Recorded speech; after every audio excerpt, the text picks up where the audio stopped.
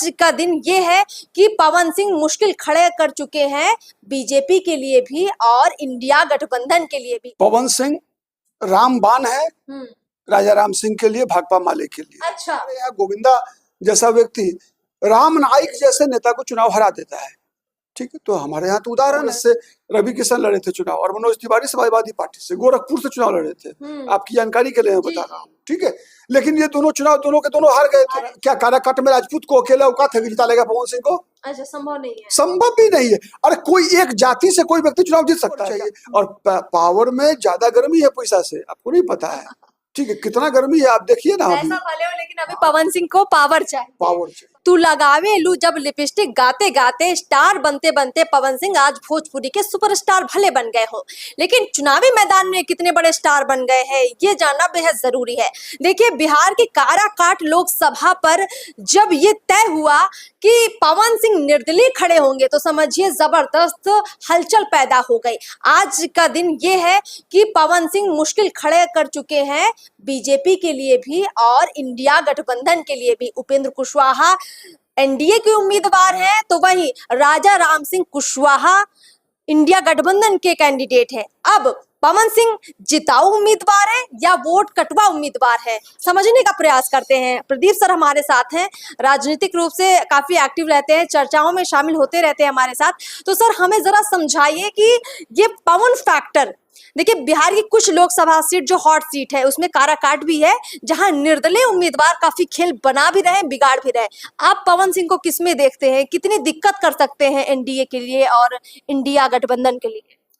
पवन सिंह रामबाण है राजा राम सिंह के लिए, भाकपा माले के लिए। अच्छा, ठीक है। पवन सिंह संजीवनी बूटी है भाकपा माले के राजा राम सिंह के लिए। अच्छा, आप ये कह रहे हैं कि पवन सिंह से उनको फायदा हो रहा है? निश्चित रूप से पवन सिंह की अपनी कोई हैसियत नहीं बनेगी, वह चुनाव जीत नहीं सकते, इसका 100% गारंटी है, ठीक है। लेकिन वो एनडीए के कैंडिडेट को जो है उपेंद्र कुशवाहा को हराने के लिए ही वहां पे चुनाव लड़ रहे हैं। अभी आपके अनुसार कितना लगभग पवन सिंह अगर भोजपुरी के स्टार हैं तो एक स्टार छवि वाले नेता को कितने वोटों का फायदा हो सकता है और दूसरे के कितने वोट लगभग काट सकते हैं? अभी आजकल की हवा क्या कह रही है? देखिए, चुनावी राजनीति में कई बार ऐसा होता है कि हर बार जनता सही फैसला ले, कोई जरूरी नहीं है। नहीं, जनता का गलत फैसला क्या है? मैं बता रहा हूँ, जनता का गलत फैसला क्या होता है।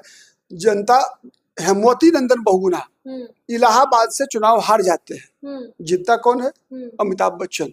और वो अमिताभ बच्चन जो 4 साल के बाद 3 साल के बाद ही जो है इस्तीफा देकर भाग जाता है। अच्छा, ठीक, तो ऐसा इतिहास रहा है हमारे तो चमक रहा है, लोग चमक तरफ खींच रहे हैं मतलब। हाँ, हमारे यहाँ गोविंदा जैसा व्यक्ति राम नाईक जैसे नेता को चुनाव हरा देता है, ठीक है। तो हमारे यहाँ तो उदाहरण है, तो इसीलिए। लेकिन बिहार में पर्टिकुलरली, ये तो मैंने बात कही आपको बिहार से बाहर की, लेकिन बिहार की में आज तक ऐसा कभी नहीं हुआ है कि कोई पवन सिंह जैसा या इस तरह का व्यक्ति जब निर्दलीय, हाँ किसी दल से चुनाव लड़कर जीतकर सांसद बन सकते हैं, लेकिन निर्दलीय चुनाव लड़कर जीत जाना संभव नहीं है।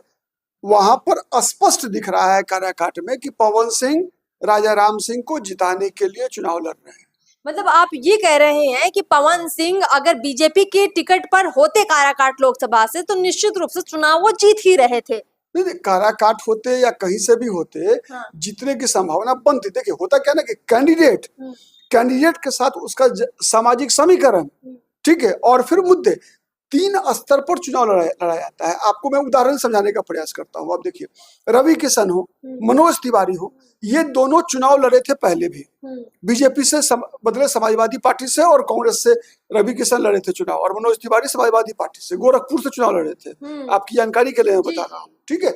लेकिन ये दोनों चुनाव दोनों के दोनों हार गए थे। लेकिन ये लोग चुनाव कब जीते? जब ये लोग बीजेपी में आए। अच्छा, उसका कारण क्या है समझिए। पहले जिस सामाजिक समीकरण के तहत ये लोग चुनाव लड़ने आए, वो जिस दल से आए उसका जो डायनेमिक्स है उससे मैच होना चाहिए।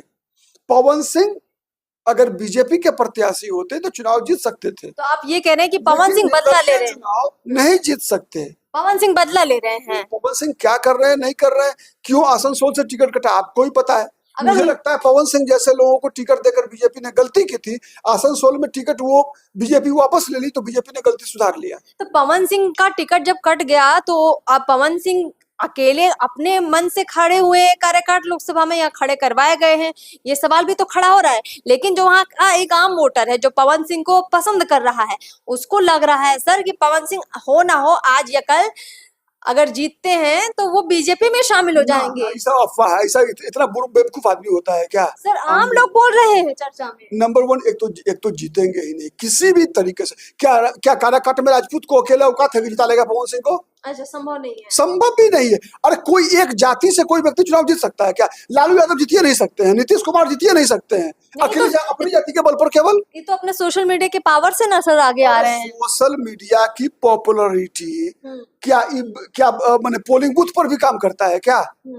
मैं बताऊं, अभी अगर पटना में मैं किसका नाम बताऊं? आप किसी बहुत कई कलाकार ऐसे हैं इस देश में जो कि अगर पटना आ जाए तो लोग मार हो जाएगा उसको देखने के लिए, लेकिन क्या वोट भी मिल जाएगा क्या उनको? समर्थक तो पवन सिंह की ये भी कह रहे हैं कि पवन सिंह ने पहले इतना करोड़ों का कमा लिया है, वो कमाए के लिए थोड़ी ना आ रहे हैं, वो तो जनता के काम के लिए आ रहे हैं। ऐसी लोग बातें कर रहे हैं वहाँ काराकाट में। इस बारे में मैं कमेंट नहीं करूंगा, जनता तो बहुत समझदार होती है, मैं इस बात पे कोई कमेंट नहीं करूंगा। लेकिन ऐसा नहीं है। पैसा जब एक सीमा के बाद लोगों के पास अधिक होता है तो हर व्यक्ति पावर का भूखा होता है। पावर चाहिए और पावर में ज्यादा गर्मी है पैसा से, आपको नहीं पता है? ठीक है, कितना गर्मी है आप देखिए ना। पैसा भले हो लेकिन अभी पवन सिंह को पावर चाहिए। अब पावर कैसे मिलेगी, जनता समझ पा रही है या नहीं पा रही है, देखिए ये तो वक्त ही तय करेगा। लेकिन कुल मिलाकर बीजेपी के लिए, एनडीए गठबंधन के लिए, उपेंद्र कुशवाहा के लिए पवन सिंह ने काफी मुश्किलें पैदा कर दी है। सीधे तौर पर जो वोट था बीजेपी का वो देखिए, एक चीज मैं बताऊं, देखिए अंतिम समय अभी आपको जो लोग दिख रहे होंगे पवन सिंह के साथ, ठीक है, आप चुनाव आने दीजिए, अंतिम दिन आते आते पलट जाएगा।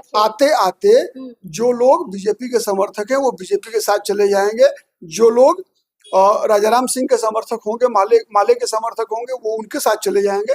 पवन सिंह 2-4-10 हजार वोट लेकर झुंझुना बजाएंगे, ऐसा होगा। हाँ, गाना गाएंगे। पर कुल मिलाकर अगर हम देखें तो नवादा में गुंजन सिंह से, जैसे गुंजन सिंह एक निर्दलीय उम्मीदवार हैं और कलाकार हैं, गायक हैं, उससे कहीं ज्यादा बेहतर पवन सिंह लेकिन साबित हो रहे हैं। देखिए, हर व्यक्ति के कला का सम्मान होना चाहिए। गुंजन सिंह का भी सम्मान हो कलाकार के रूप में, पवन सिंह का भी सम्मान होना चाहिए कलाकार के रूप में, खेसारी लाल यादव है उनका भी सम्मान होना चाहिए कलाकार के रूप में। कलाकार के रूप में आप सफल हैं, जनता आपका आदर करती है, जनता आपके कार्यक्रमों में जाती है, जनता आपको टिकट देकर आपका प्रोग्राम देखती है। इसका मतलब ऐसा थोड़े है कि आपको सांसद चुनाव भी जितवाए, आप लोग सामने जाकर क्या कीजिएगा बताइए, क्या कीजिएगा? कोई मुकाबला है उपेंद्र कुशवाहा में और उपेंद्र कुशवाहा की राजनीतिक समझ में और पवन सिंह की राजनीतिक समझ में कोई मुकाबला है बताइए? कुल मिलाकर यहाँ पर चर्चा ये निकलकर सामने आई है कि पवन सिंह अगर राजनेता बनना चाहते हैं या जीतना चाहते हैं लोगों के दिलों को, तो पहले थोड़ा जमीन पर उतरते और लोगों से एक जुड़ाव बनाते, उनकी समस्याओं को देखते समझते, तब शायद थोड़ा माहौल जो अभी है वो अलग होता, जो उनकी पॉपुलैरिटी है वो फायदेमंद उनके लिए थोड़ा ज्यादा साबित होती। लेकिन दूसरी बात ये भी है कि पवन सिंह जिस वजह से भी खड़े हों, कुल मिलाकर कहीं ना कहीं एनडीए को नुकसान पहुंचा रहे हैं पवन सिंह। अब देखते हैं कि रिजल्ट क्या होता है। फिलहाल इस चर्चा में हमें इजाजत दीजिए, नमस्कार।